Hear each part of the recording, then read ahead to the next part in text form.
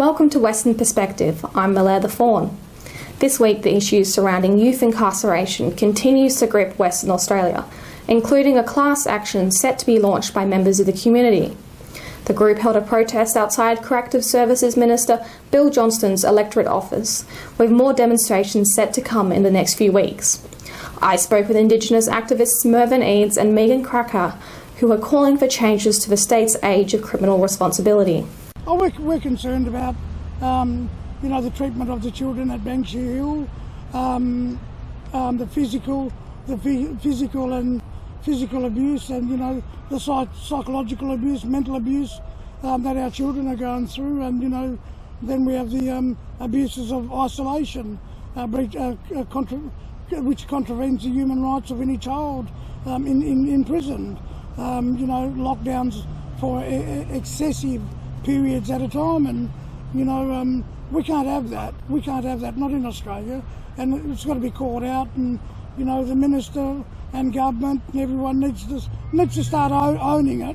Don't tell everyone it's okay and it's all good and that. When we just had the unions come out and say 800 understaffed in the prisons here in West Australia. There is huge problems, and lockdowns for long periods, children locked in, not only in isolation but in units and the wings for excessive amount of times. Because can you please tell me about your reaction to the minister's response? Sure. So myself and my colleague, we've met up with Bill Johnston. That was about 6 weeks ago. It was a very fiery meeting. He shut us down, we shut him down. There was nothing nice about that meeting at all. We have 500 people that have registered part of this class action, 500 testimonies. They can't all be saying that it's not right in terms of what's happened there. There's a collaboration of some of the testimonies that have come forward. 1, lack of staff. 2, the brutality that have been inflicted. 3, the lack of psychological services, the lack of education, and people are being demoralised in a heartless system. Can you please tell me a bit about the coming action in the next few weeks? Yeah, there's been rolling rallies to do with the Banksia Hill action, and what we call is not our children being mistreated in there. But it continues, and in a week or so we're going to finish the rallies that we have done by having a vigil outside of Banksia Hill Detention Centre. Thank you so much for your time. We really appreciate it.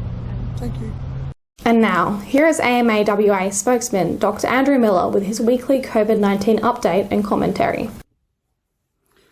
Hi, thanks for your time. Great news out today that boosters will be available for people 5 months post their second dose, and fairly confident that this will be reduced for others as time goes by and we see the threat of Omicron on the horizon coming into Australia at the same time as reduced travel restrictions. Western Australia staying the course, waiting to see what's happening in other states, which I think is a prudent thing to do at this stage, because anyone who's telling you that Omicron is mild is really operating on hope at the moment, and that's a great hope to have, but we don't have the data to back that up, particularly in a population like Australia, where we only have 3% of people who've had their booster dose over the age of 12 at the moment. So the evidence would seem that vaccine is not going to be particularly effective in our population at the moment against this disease, where very few people have had previous infections, unlike in places like South Africa. So we can't really compare like for like with them at the moment in terms of hospitalisations and so on. So we need to keep a watching eye on Omicron to see whether it really is milder than the current version, but even then, much better to avoid this disease by vaccine, and certainly the third dose is going to be very important for everyone. Great that we'll be starting our young kids in January, but that hasn't started yet, and we still have the 6-month-old to 4-year-old age range to think about in terms of when are we going to get a vaccine to protect them. There's some evidence that the youngest of babies, in fact, do worse than some of the older kids. So a lot of work still to be done. The good news is, of course, we know how to prevent airborne spread now. Not enough emphasis of airborne spread coming out of government and other voices at the moment. We do need to breathe clean air indoors. We do need to be monitoring carbon dioxide, keeping it under 800 parts per million indoors. You can get cheap monitors to check on that. We do need HEPA filters for stagnant air spaces. You don't need to go down the path of ionisers or UV, all that sort of stuff. We don't need it. We just need HEPA filtration. And so getting those for enclosed indoor spaces where there's going to be people sharing air, very important. And of course, masks, N95, KF94 masks, great Christmas present for kids. They're going to be going back to school next year, potentially into a very different environment. And hopefully we'll see a culture of mask wearing as it is in Asian countries spring up here. We know that very unlikely to spread COVID of any variant to somebody else if you're wearing a high level mask. And so if we get everybody used to wearing them in situations where it's not fresh air, then it doesn't matter what the variants do over time. It means that we will be able to slow the disease down dramatically. There's also good news around certain antivirals that are coming onto the market.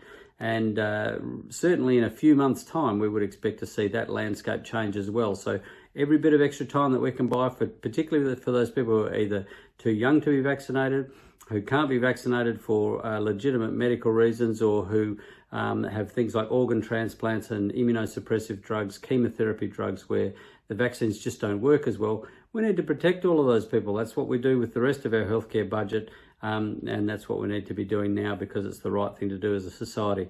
There's no point being really rich if you're also really mean. That's pretty much the end of every Hollywood movie I've ever seen. So it's something that runs deep within our human nature, is to look after other people. So take care, stay safe. Thanks for your time. That's Dr. Andrew Miller, and that's Western Perspective for this week. We will be back next time. But for now, it's back to you, Ivan and Sarah. Thanks, Melly. And here's Leo with what's coming up on 6 News tonight.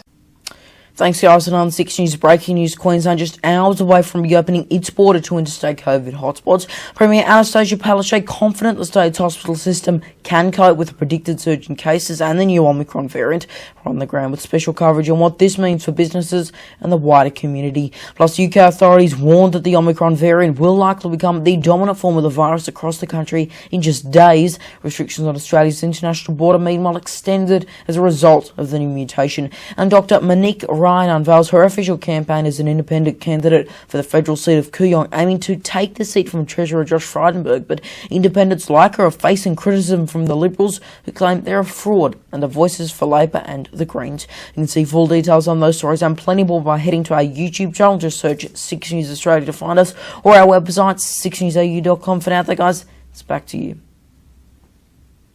Thanks, Leo. And that's our weekly news and current affairs. We have the latest news on our website, wamnnews.com.au. From Sarah and myself, we wish you good health, good night. See you next Sunday. Thanks for stopping by.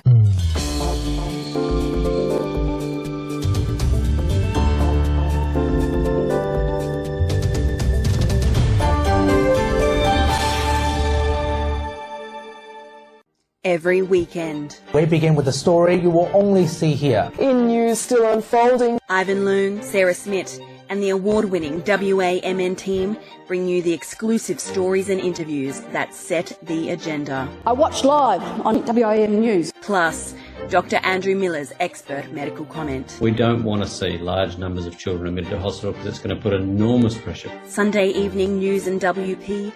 Every Sunday night after 6:30 on WAMN News, Perth's alternative voice.